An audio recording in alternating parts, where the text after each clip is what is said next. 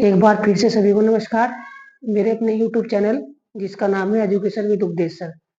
तो स्टूडेंट्स देखिए, जैसा कि आपको पता है, हमने मैथ के बेसिक की एक सीरीज चलाई हुई है जिसमें हमने नंबर सिस्टम कंप्लीट करा दिया, डिविजिबिलिटी रूल कंप्लीट करा दिया, मल्टीपल फैक्टर करा दिया, और ऐसे ही धीरे धीरे हम पूरा बेसिक मैथ बताएंगे आपको और फिर उसके बाद एडवांस पर चलेंगे।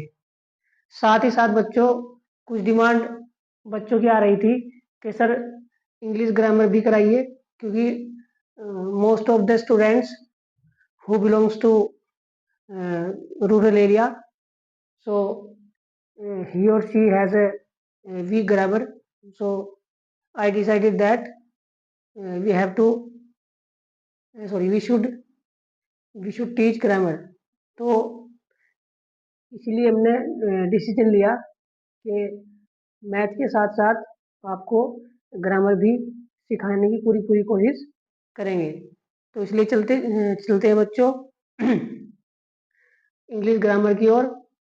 और सबसे पहला टॉपिक आपको पता है बेसिक का सेंटेंस। तो चलिए अब चलते अपने टॉपिक की ओर। तो देखिए स्टूडेंट्स, सेंटेंस करने से पहले आपको थोड़ा सा मैं बता दूं कि सेंटेंस से पहले आता है लेटर, लेटर के बाद बनता है वर्ड। ये आपको nursery LKG UKG first second third में पढ़ाया जाता है। अब लेटर से वर्ड बनता है। वर्ड क्या चीज है, लेटर क्या है, तो देखिए आपको बता के जो ABCD है A to Z, ये सब क्या है, इंग्लिश के लेटर, अल्फाबेट जिनको बोलते हैं। और इनसे ही क्या बनता है, वर्ड। यानी वर्ड की डेफिनेशन क्या हुई, word is a collection of some letter which have a complete sense. ठीक है, तो यानी वर्ड्स एक कलेक्शन है किसका, लेटर का। किसका कलेक्शन है, लेटर का। किसी लेकिन क्या है, किसके साथ, सेंस के साथ। जैसे मान लीजिए मैंने लिखा D एक लेटर, O एक लेटर और G एक लेटर, तो ये क्या बना बच्चों, डॉग। तो ये वर्ड्स बन गया, ये क्या बन गया, वर्ड बन गया। क्या बन गया, वर्ड। अगर मैंने लिख दिया GDO, अब कलेक्शन तो ये भी है लेटर का, लेकिन इसका कोई मीनिंग नहीं है, इसका कोई मीनिंग नहीं है, इसका है मीनिंग।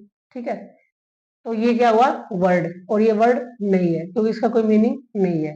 तो लेटर क्या हुआ, collection of some words which has sense. तो ये छोटा सा इंट्रो था। इंग्लिश की शुरुआत यहाँ से होती है, लेकिन हम यहाँ से करेंगे, ये तो आपको बेसिक था पता भी होगा। तो सबसे पहला आता है सेंटेंस। ठीक है, जिस तरह से collection of letter which has sense word होता है, उसी तरह सेंटेंस की भी डेफिनेशन है। तो sentence is a meaningful arrangement of words.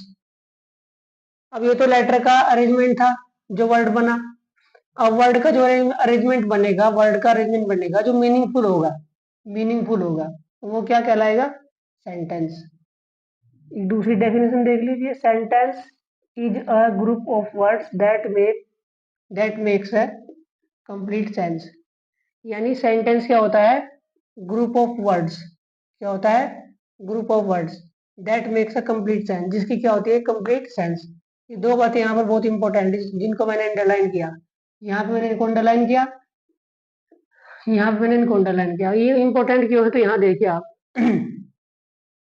पहला यहाँ देखिए जरा, मैंने एक एग्जांपल लिया A, एक एग्जांपल लिया B। ये कोई मैरिज हॉल है तुम्हारा, ठीक है, मैरिज हॉल। आप सभी ने मैरिज अटेंड की होंगी, बहुत सारी। तो आप देखिए, जब आप अंदर जाते हैं तो वेलकम लिखा होता है, ठीक है। तो एक अरेंजमेंट तो ये है, मीनिंगफुल अरेंजमेंट। जैसे आप गए तो यहाँ पे क्या हुआ, टेबल हुआ। टेबल पर क्या रखा हुआ है, अचार पापड़ वगैरह। अगर आप इधर लेफ्ट में गए तो यहाँ टी रखी हुई है, यहाँ पे फास्ट फूड रखा हुआ है, ठीक है। इधर चाट लगी हुई है, इधर फ्रूट लगे हुए हैं, इधर स्वीट है यहाँ पे, और इधर ऐसे करके यहाँ पे लंच है यहाँ पे, ठीक है। तो ये एक ऐसा अरेंजमेंट है, देखने में अच्छा लगता है। जब आप शादी में जाते हैं कि हाँ भाई बहुत अच्छा अरेंजमेंट किया हुआ था मालिक ने, जिसके यहाँ शादी थी, ठीक है, जो ओनर था। ठीक है, तो ये क्या मीनिंगफुल अरेंजमेंट। अब बी पा जाए, फिर बी की शादी में गए, यहाँ पे, यहाँ वेलकम है, ऐसे ही यहाँ पे टेबल है। अब आप देखिए, ये फास्ट फूड है, साथ साथ इसके स्वीट लगा दी, यानी मिठाई। लंच है, लंच के साथ चाट लगा दिया। फ्रूट्स है, फ्रूट के साथ जैसे चाय लगा दी, ठीक है।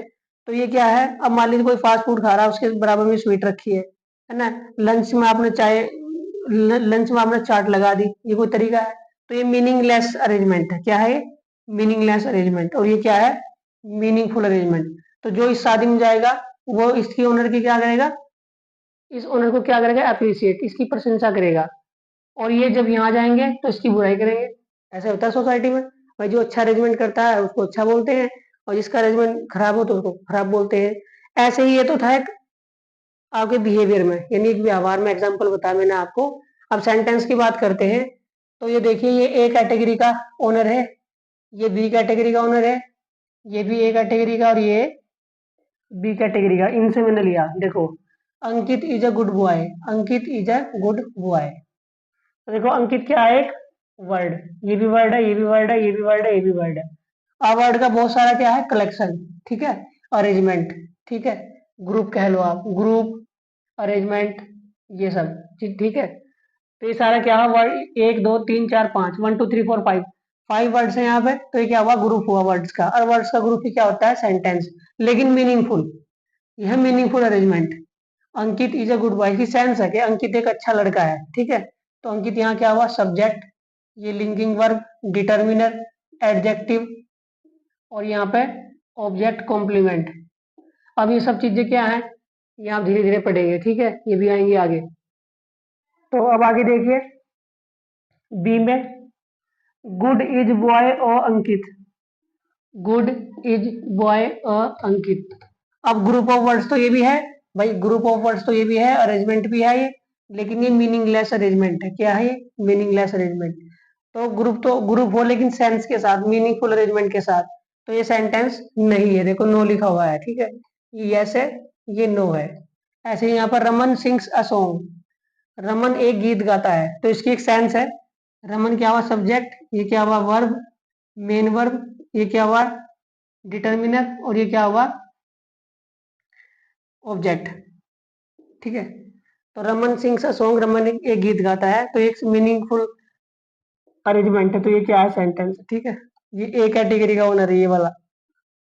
उसके बाद सिंग्स रमन सॉन्ग है, इसकी कोई सेंस नहीं है, ग्रुप ऑफ वर्ड्स भली है लेकिन इसकी सेंस कोई नहीं है।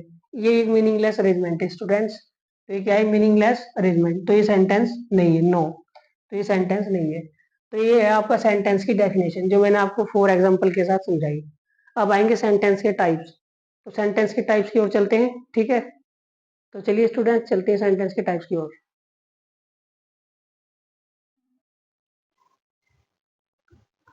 तो चलिए स्टूडेंट्स, अब बढ़ते हैं, इसको डिटेल में बताते हैं आपको। तो सबसे पहला मैंने आपको बताया था, according to function assertive sentence होता है, ठीक है।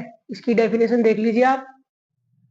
The sentence that give information and ends with full stop. एक ऐसा सेंटेंस जो क्या करता है, इंफॉर्मेशन देता है आपको, और जिसकी एंडिंग किससे होती है, फुल स्टॉप से। ये वाला फुल स्टॉप, ठीक है। इसकी सिंपल डेफिनेशन है, आपको कोई इंफॉर्मेशन मिली होगी, ठीक है, और लास्ट में क्या होगा, फुल स्टॉप। तो ऐसे सेंटेंस को क्या बोलते हैं, असर्टिव सेंटेंस। इसको बच्चा कहीं कहीं पर डिक्लेरेटिव भी बोल देते हैं, ठीक है, डिक्लेरेटिव भी बोल देते हैं इसको। डिक्लेरेटिव ही होता है असर्टिव, ठीक है। और एग्जांपल देखिए, Ram does the work, Ram काम करता है, राम काम करता है। तो देखो फर्स्ट टाइप है पॉजिटिव, जिसको बोलते हैं, या इसको अफर्मेटिव बोल देते हैं आप, अफर्मेटिव, या स्टेटमेंट भी बोल देते हैं आप इसको, ठीक है। और सेकंड देखिए आप, नेगेटिव, जो आपको बताया था मैंने, Ram does not do the work, Ram काम नहीं करता है। यहाँ पर क्या था, राम काम करता है, यहाँ पर राम काम नहीं करता है, राम काम नहीं करता है, यदि नोट आ गया इसमें।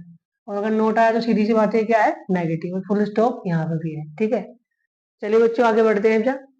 उसके बाद है इंटेरोगेटिव सेंटेंस, इंटेरोगेटिव सेंटेंस। तो इंटेरोगेटिव सेंटेंस में देखिए आप, the sentence that is used to ask questions and it ends with question mark.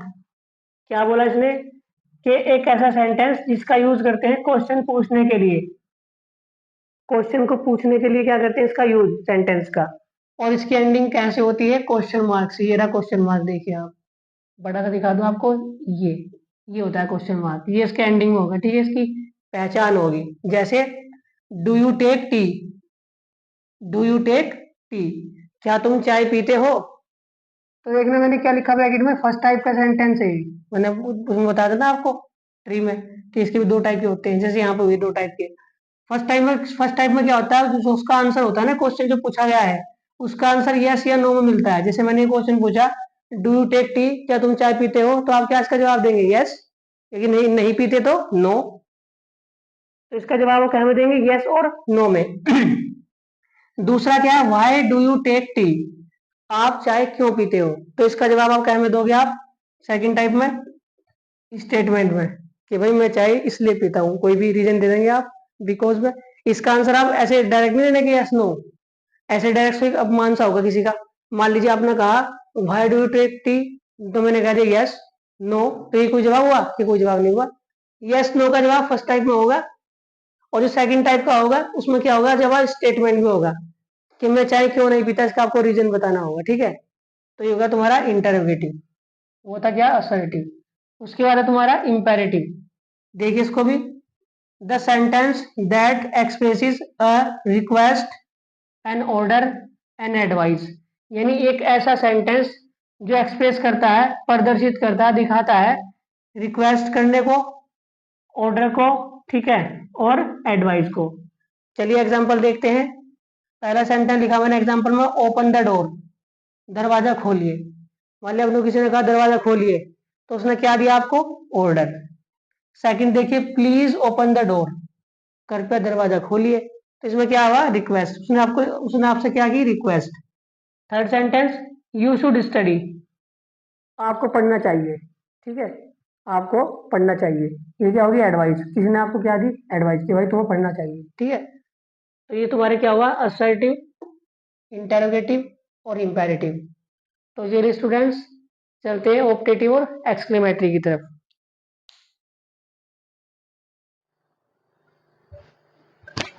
तो चलिए स्टूडेंट्स चलते हैं ऑप्टेटिव सेंटेंस की ओर। देखते की definition, the sentence that express a prayer, wish और अदर सेंटिमेंट्स। इन्हें कह रहा है कि ये एक ऐसा सेंटेंस है जो एक्सप्रेस करता है, जो दिखाता है, प्रदर्शित करता है कोई प्रेयर, प्रार्थना, कोई विशेष आपकी हो, और अदर सेंटिमेंट, जो भी अदर सेंटिमेंट्स हो आपके, ठीक है, वो दिखाएगा जितने भी सेंटिमेंट्स आपके होते हैं। जैसे एग्जांपल के लिए, मे गॉड ब्लेस यू, भगवान तुम्हारी सहायता करे, भगवान तुम्हारा भला करे, ठीक है। तो इसमें क्या हुआ, ये क्या हुआ, प्रेयर हुई, ठीक है। Wish you a very happy birthday, ठीक है, ये भी प्रेयर है, ठीक है, विश है, ठीक है, विश करा उसको, wish you very happy birthday, all the best, सब कुछ सही हो, जैसे कहते हैं जाते हुए किसी को ऑल द बेस्ट, आपकी यात्रा शुभ हो। इस तरह के जो सेंटेंस है सारे, वो क्या आपके ऑप्टेटिव सेंटेंस। उसके बाद आता है आपका लास्ट, एक्सक्लेमेटरी सेंटेंस। देखिए इसको, the sentence that is used to express sudden strong emotion and it ends with exclamation marks is called exclamatory sentence. यानी कि सेंटेंस जिसका यूज किया जाता है एक्सप्रेस करने के लिए क्या, सडन स्ट्रॉन्ग फीलिंग, जो अचानक आपकी फीलिंग होंगी, ठीक है, and it ends with exclamation mark, और इसकी एंडिंग किससे होगी, एक्सक्लेमेशन मार्क से होगी इसकी एंडिंग। जैसे पहला एग्जांपल है, hurray we have won the match. तो हुर्रे का मतलब कहते हैं उछल के पड़ते हैं, कभी वर्ल्ड कप जीतते हैं इंडिया तो उछल के पड़ते हैं, hurray we won the match. उसके बाद देखो exclamation sign, alas my grandfather is dead, ये बड़े दुख के साथ कहता है कि मेरे जो दादाजी है वो मर गए हैं, ठीक है। तीसरा, इसमें क्या है, दुख, इसमें क्या है, खुशी, यहाँ पर जो है यहाँ सैडनेस है, ठीक है। यहाँ देखिए wow we are going to picnic, जब पिकनिक पे जाते हैं, ठीक है, तो कहते हैं wow we are going to picnic. तो इस तरह की जो सडन स्ट्रॉन्ग फीलिंग है वो किसके अंडर में आती है, एक्सक्लेमेटरी सेंटेंस के। तो स्टूडेंट्स देखिए, ये मैंने आपको सेंटेंस की डिटेल बताई, सेंटेंस के काइंड्स अकॉर्डिंग टू फंक्शन थे, अकॉर्डिंग टू स्ट्रक्चर आपको बाद में बताएंगे, मैंने आपको पहले ही बोल दिया था। तो अगर यह वीडियो आपको सेंटेंस की अच्छी लगी हो, पसंद आई हो, तो इसको लाइक, शेयर और सब्सक्राइब कीजिए और बेल आइकन का बटन दबाइए, जिससे समय समय पर हमारे नोटिफिकेशन आप तक पहुंच जाए। तो चलिए, आज के लिए बाय, थैंक यू, धन्यवाद।